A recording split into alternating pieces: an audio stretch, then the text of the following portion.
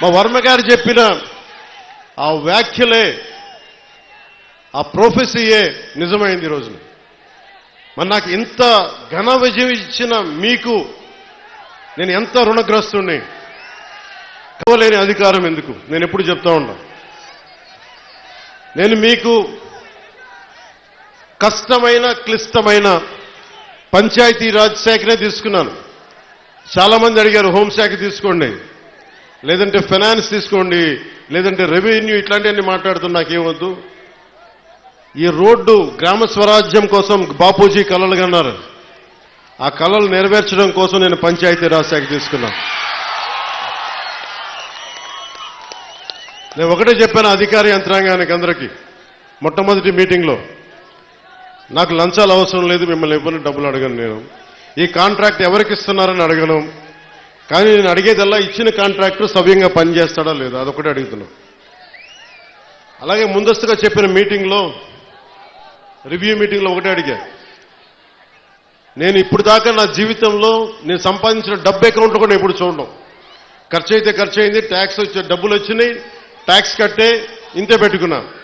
కానీ ప్రజల డబ్బు వచ్చేటప్పటికి, మీ డబ్బు అనేటప్పటికీ ఎంత ఒళ్ళు ఉంచి పనిచేశానంటే, ఎంత ఒళ్ళు ఉంచి పనిచేస్తున్నాను. ప్రతి రూపాయికి లెక్క అడుగుతున్నా, ప్రతి రూపాయికి.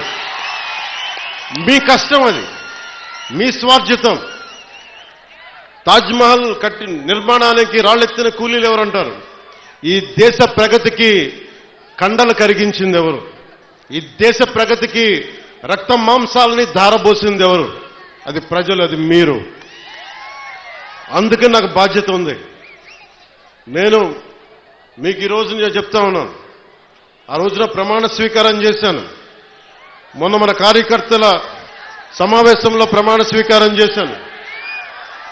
ఎమ్మెల్యేగా నేను ఈరోజు మళ్ళీ మీ ముందు ప్రమాణ స్వీకారం చేస్తున్నాను. పవన్ కళ్యాణ్ అనే నేను భారత రాజ్యాంగానికి కట్టుబడి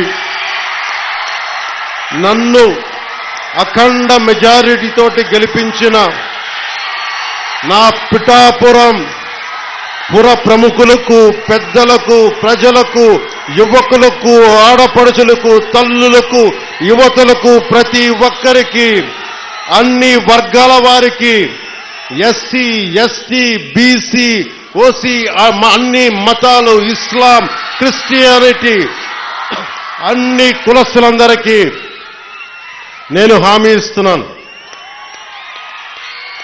మానవత్వాన్నే కాపాడుతాను, మీ అభ్యున్నతికే కష్టపడతాను. నేను లంచాలు తీసుకోను, నాకు అలాంటి అవసరం లేదు. మీ అభ్యున్నతికే నేను కష్టపడతాను.